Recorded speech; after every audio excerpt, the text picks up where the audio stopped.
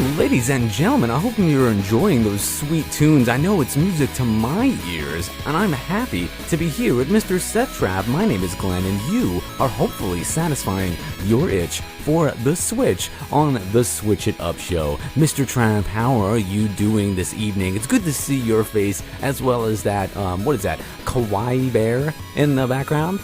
I believe it is, in fact. I am hanging on by the skin of my teeth. It is actually a Relaka Kuma bear. Ooh. If you know the Relaka Kuma, it is, of course, a bear that you have seen on many a notebook and a backpack sticker.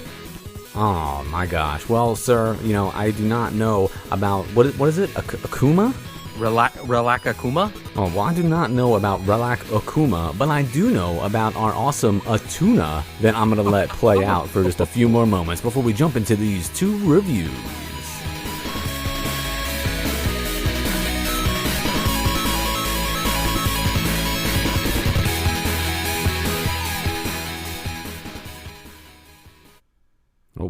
Dramatic cut right there. Dramatic. Yeah, we're all about it here on the Switch It Up show. And ladies and gentlemen, I am happy to let you know that we're going to have not one, but two reviews here on the Switch It Up show. And I'm going to go ahead and lead it off. I'm going to be covering a little game that you can pick up on the eShop for $19.99, ladies and gentlemen. And that is called Hexa.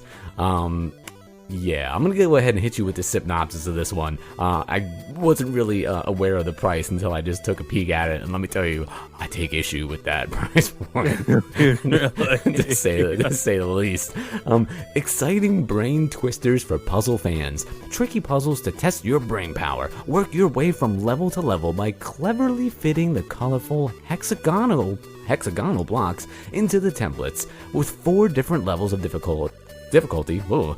This puzzle will be enjoyed by beginners and experts alike. Are you stuck? Useful hints will help you get moving again. Smart Deluxe mental exercises include 240 tricky puzzles, 4 levels of difficulty, included helpful tips, and it is ideal for all age groups. One of those basic, as my man Seth Trav would say, your basic 9 to 99. I feel like he would, shoot off. It is categorized as puzzle, arcade, board game, and the ever popular other in category. This game is for one player. You get no gold coins. And they only included 2 screenshots. Oh no, that's a lie.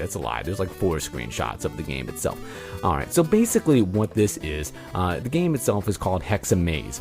There is no maze aspect to this game, like, at all, which is fine. It doesn't, necessarily need to be like that. But the Hexa, like, how it kind of works is, it's a puzzle game, and it's almost like if you ever had to play like tangrams, like in school, or even if you play them for fun, if that's like your thing, where you have to where you're given different pieces and you have to fit them into like a rigid frame in order to make everything fit. Well, in this game, in Hexa, all of your cubes are a hexagon, 6-sided shapes, almost like a honeycomb in a way. And as you go through, you have to find a way to position like these different puzzle pieces so that they fit within the frame. And they're colored, so you can only put certain colors certain places, and you have to make it so that it fills it in completely. And it's kind of just like level after level of, it being more difficult, more variations to the patterns, different sizes of the shapes, and so on and so forth. I like the idea that they give you different hints so that you don't get stuck. I could definitely understand how this is, like ideal for all players. If you're into brain games and puzzles, and this might be like your dream. But it's super, super repetitive. You have to be into this type of puzzle game. This is not like a game for somebody who's like, oh, well, maybe I'll get my feet wet. Like, you have to look at the screenshots, watch the gameplay video, and know what you're getting into, especially if you're paying $19.99. There might be a ton of content here in terms of how many levels there are, but it is very much just, different variations of the same thing in progressive difficulty. And the music that they play is rough. It's hard to get hard to get through. It seemed like it was just kind of a constant loop. I went ahead and shut it off. I brought the volume all the way down, and I was like, no, not today. Those are the worst. Not going to subject myself to that. But I played it, and one, I'm not the biggest puzzle guy, so that's just putting it out there. But when a game, even if it's not necessarily up my alley, like, I'm willing to give anything a try. And the fact that this was kind of just like the same thing, like over and over with these different hexagons and trying to fit them together, where some people might find that the challenges of it in terms of you can only put certain pieces certain places, they might really like that. I personally thought that was kind of annoying. I would like to be able to have a little bit more freedom in where I can put everything. But they position it as like a puzzle and arcade. I don't really see the arcade part. It's more like a brain type teaser. It's not really for me. And the fact that it's $19.99 is ridiculous. There's I just don't understand it for that price point at all. I feel like this could definitely be a game on iOS, and there's nothing wrong with that. There are awesome games over for the iPhone and for mobile games. I just don't understand why this game is $20. If you're gonna spend $20 on the eShop, there's legitimately probably 6 or 7 games that you can get for $20 that you will be able to get. I feel like more gameplay and better gameplay out of. That being said, if you love puzzle games and varying difficulties, and you want 240 levels of this, if you play a level of this and you watch it and you're like, yo, I love that, and you're gonna love this because it's all that. It's all one type of thing. Different variations on it, but very much the same type of puzzle game over and over again. So that's Hexa Maze. It's $19.99 on the Nintendo eShop. You are going to love it or hate it. I fall in the hate category. The fact that this is $19.99 is ludicrous. Not in the good hip hop way either. Ridiculous ludicrous. Not the number one spot. No, sir. I'm gonna go ahead and give this. I'm gonna give this a 2. Not for me, my man. Hard pass. Oof. My God, I have it, and I've yet to stream it. I mean, you do like a puzzle game, but I think you might tire of this quickly. With the music being as sort of annoying as you said it would be, I can't imagine I'm going to enjoy it too much. Well, that's a nice thing about having both of us on here. I'm sure at one point you will get a chance to stream it, and just because doesn't resonate with me, you might love it. Who knows? Who's to say? Here's something I did kind of love a little bit. Aww. It's the Princess Guide from our good friends over at NIS America. It is $39.99, and you get 200 gold coins when you buy it digitally. Ooh. Become an instructor and guide 4 princesses on the path to becoming great leaders. Choose among 4 princesses on their quest to forging a world of their dreams. Will you choose to end world hunger with Lilarte, the hungry but happy warrior princess? Or you may want to help Veronica, the brash but talented witch princess, achieve world domination. Perhaps unearth family secrets and end poverty with the rose princess, Monomaria. Or spread words of peace and faith across the world with Alpana, the dragon princess. Guide your princesses with praise or scold to make them stronger, happier, and ultimately a worthy heir to the throne. So, this is an action role-playing strategy game. It's got a bit of an element of, let's say, tower defense in there, because you do wind up going along this map and having to sort of time things out often. It's the jiggliest game I may have ever played. What do you mean? So every single character, when you talk and have these cutscenes of them speaking to one another, they just jiggle. It is like you are in a semi driving down a gravel road holding a bowl of Jello. That level of jiggle. Okay. And it makes no sense to me. And it got fairly distracting after a while, because I was like, no one would be reacting this way or moving this much with single words like this. Like the armor. All these dudes are showing up clad head to toe in steel, and it's jiggling about in every kind of way, making no sense. You can check it out on our YouTube page. I do have a playthrough of it by going over to www.preach.us. From there, you can find the 4 princesses, or the Princess Guide, rather, YouTube stream. Anyway, back to the review. It is relatively funny. I was pretty happy with the story because each princess is different. I started out with the dragon princess because I was like, oh cool, she's a dragon. She's got wings, and Game of Thrones is coming on soon, so I'm trying to do my dragon stuff. her story kind of bummed me out a little bit because it's very like religious heavy, and it's a really like, we got to change the views of the people and really spread the word of our religion. I don't know about, I'm not doing all this. The one I probably liked the most was Lilanta, the hunger princess, because she goes around trying to kill everything and kill dragons and make dragon steak, and she's constantly making these quips about eating and just getting more food, which your boy gets into. Big eater over here.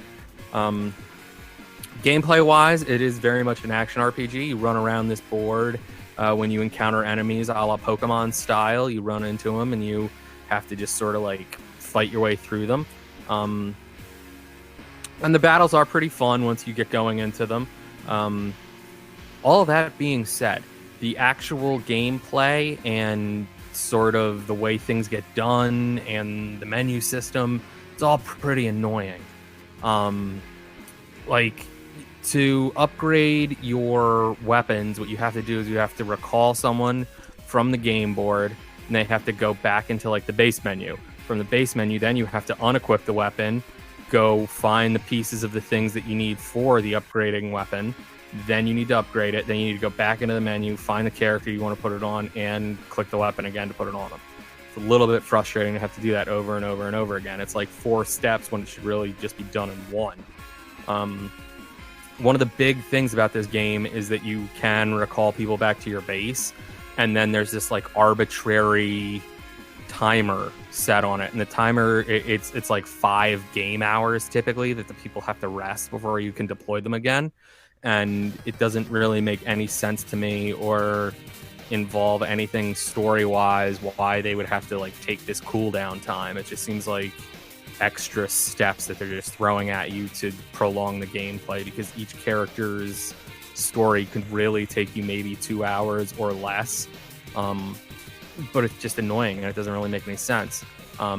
You have to create a character initially, and you can name them whatever, and that character has skill points. Again, you have to recall your character to be able to actually do those skill point upgrades, but at no point does it ever make any sense how you're actually getting those skill points. Because I thought it would be like, oh cool, I can just keep fighting enemies with this dude, and I'll be able to get him a bunch of skill points and upgrade him.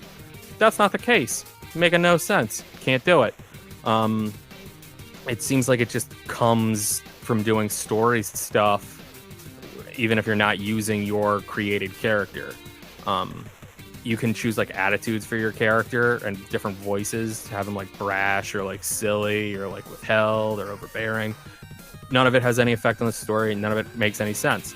The praising and scolding of your character, it kind of affects the way that they'll respond to you, but it at the end it really only changes like 2 lines of dialogue, and it doesn't seem to affect anything. You can go into a tutorial about how to play because there is a slightly confusing menu system, but once you actually get the hang of it, again, it's fun to actually play around. But again, it's frustrating. Like, you can change up the organization of these ally characters that you always have around you, but to do that, you have to actually press the like right button and then the A button twice while you're in the menu. You can't just open the menu by pressing the button and then hit A. You have to do it like 2 times through, which makes no sense to me. And it's hard because you're always doing it in the middle of a battle. So, like, what good is that? That it's just a bunch of arbitrary little weird steps that really, really take you out of the gameplay or make it pretty difficult. As far as difficulty goes, it's not that difficult. There were times where I couldn't do things, and it was frustrating. But again, it's just a matter of kind of trying to figure out how to upgrade your characters. You can go to a tutorial at any point in time to give you like an idea of how to play the game, but it doesn't seem to really help that much because there's so much arbitrary stuff going on that it really dilutes the actual enjoyment of the gameplay. The music is cool. It's fun. It's nice. It's kitsch graphically. It looks like a super smooth SNES title, which I love. You know, it's got nice graphics. I think it's okay.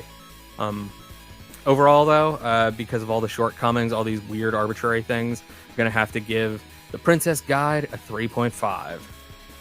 Hey, my man, 3.5 is a very good score, especially considering some of the issues that you experience with it. So I feel like that kind of speaks to the quality of the game from our good friends over there at NIS America. They always do a really good job of stuff, and I think that if given perhaps a second game, they would do even better with it. Like if they could guide more princesses, or the continued guide, or volume 2 of the Princess Guide, something like that. I'm sure they'd be able to clean it up a bunch, streamline the process a little bit, and just make it a smoother, better game. Well, something tells me that here on the Switch It Up show, we're gonna have a few more of NIS America's titles, being reviewed in the very, very near future. So they definitely will get a chance, to recover from that rather aggressive Mr. Setrav review of the Princess Guide. So while they may not have been on top of their game with the 3.5, something tells me that in the near future they will have the opportunity, like many of you, to switch it up.